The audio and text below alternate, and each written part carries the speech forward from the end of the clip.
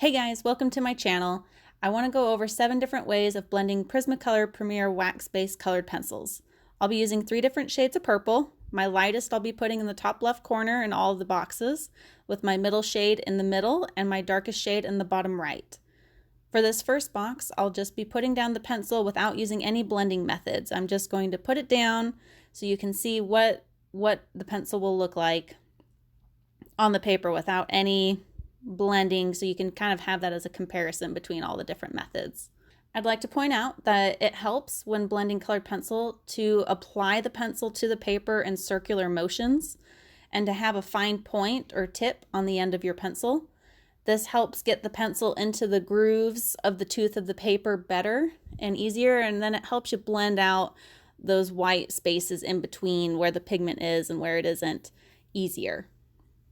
So without further ado, the first method of blending colored pencil I'll be using is the Prismacolor Colorless Blender Pencil.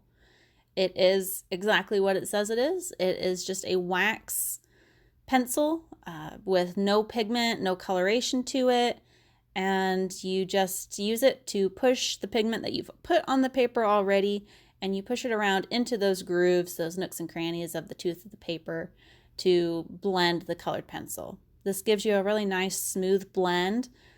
It does require a bit more pressure. When you apply that first layer, you don't want to apply any pressure. You just want to get the color on the paper. When you're blending it with the colorless blender, you do have to push down harder, which does damage the tooth of the paper and makes it harder to add any colors, details, any layers on top of it. This is a good method that I like to use when I know I like the color that I've got put down, but I need to get that smoother blend. And I'm done adding any additional colors. I've got my final layers down. This is just a good way to blend it out. It helps when blending with a colorless blender or any other kind of blender to blend in an opposite or different direction than the way you put the original pencil down on the paper.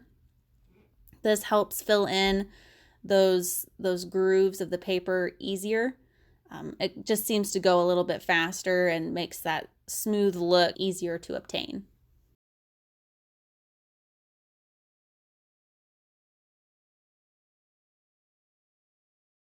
For option number 2, I will be using a white Prismacolor pencil to blend out my base layer. I will be using the same technique I used for the colorless blending pencil.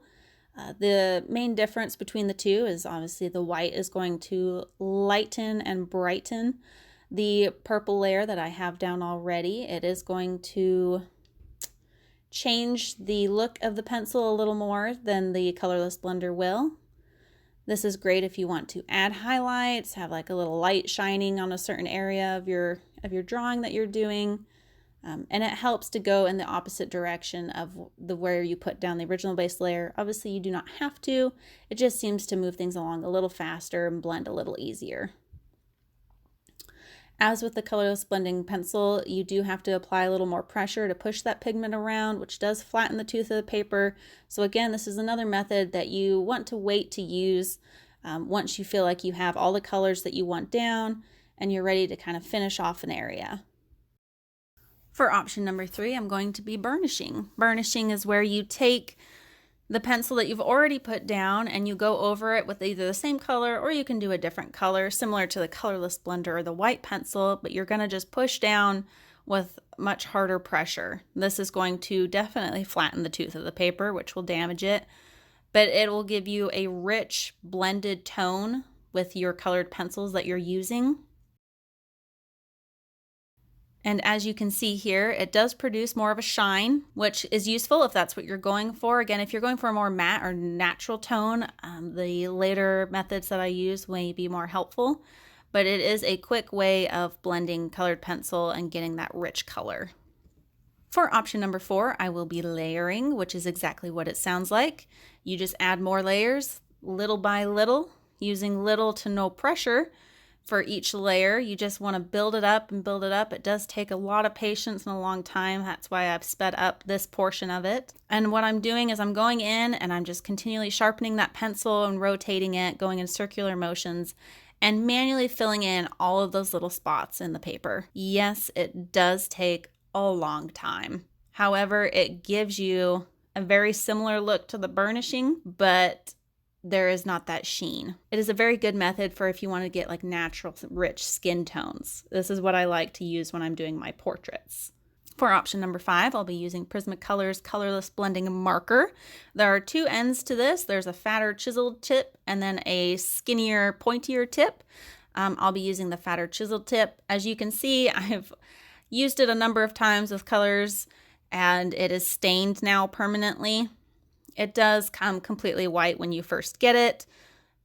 My marker admittedly is a little dried out, so it takes longer to blend out this square than it typically would. And you just want to be careful if you're blending different colors together with this to clean the tip of the marker off between colors. Otherwise, you are going to blend those perhaps unintentionally and muddy the colors that you're trying to put together. In this case, I'm doing all purples, so it's not a big deal if one purple bleeds into the other. That's kind of the look I'm going for.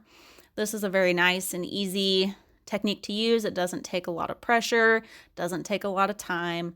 Again, the biggest concern or issue that I have with this one is just trying to keep that marker clean, and it does eventually dry out, so it doesn't last as long as the other methods where you don't necessarily need additional supplies. You just need a little more time to work with it.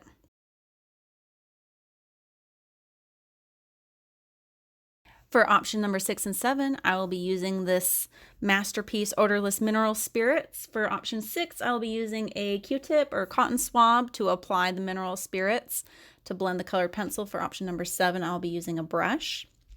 The 2 options are very similar. It's mostly personal preference between the 2 options, whether you use a brush or Q-tip, whatever you have available to you, whatever you feel you have the most control with or gives you the look that you're going for. Again, it doesn't take hardly any pressure.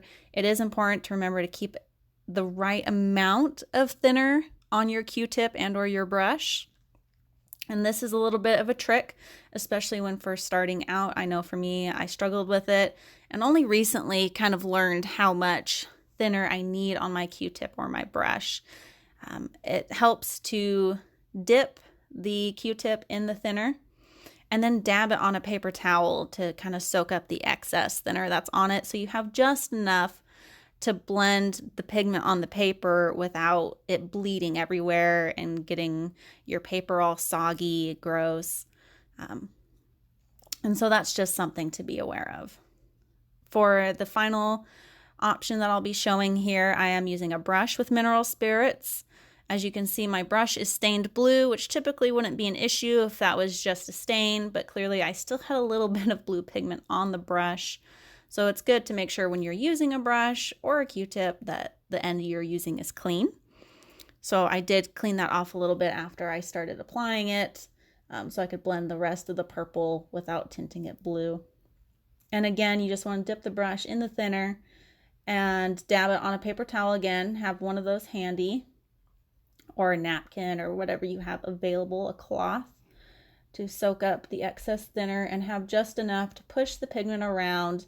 Otherwise, your pigment will go with the flow of the thinner that you put on the paper and you'll have a more watery look. But this method is great. It's quick. It doesn't produce a shine.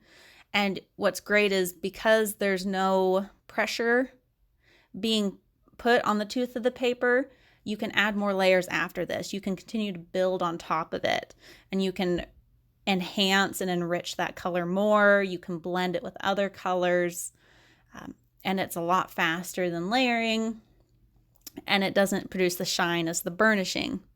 So this is a very popular method I've seen with colored pencil artists, and one that I enjoy using as well. And here are the supplies that I used for this tutorial. If you'd like to check them out, I will also list them in the description below. Thank you so much for checking out my tutorial, and don't forget to subscribe.